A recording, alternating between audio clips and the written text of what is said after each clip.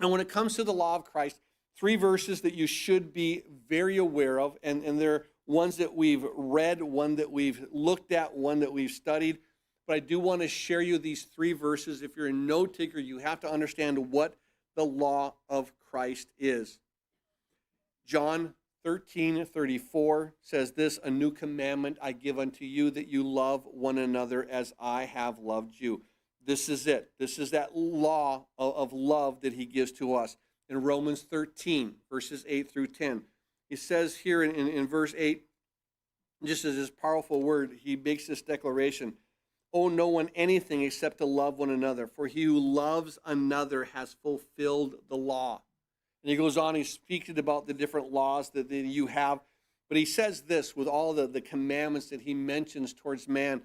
He says this in verse 10, "Love does no harm to his neighbor." And then he does this, "For love is the fulfillment of the law." Do you understand that when it comes to all the law, Jesus says there's one that you got to deal with, and that's love. Romans 13 says, listen, if you do the love, you fulfilled all the law. Because what?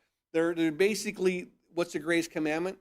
Well, there's basically one, and the other follows right after it. Love God and what? Love people. On that hinge all the law and the commandments. And so even when we were back here in the book of Galatians, chapter 5, verse 14, remember the passage that we read? He says, "For all the law is fulfilled in one word, even this, you shall love your neighbor as yourself." So when it comes to the law of Christ, when it comes to this law, there's basically one law you need to look to.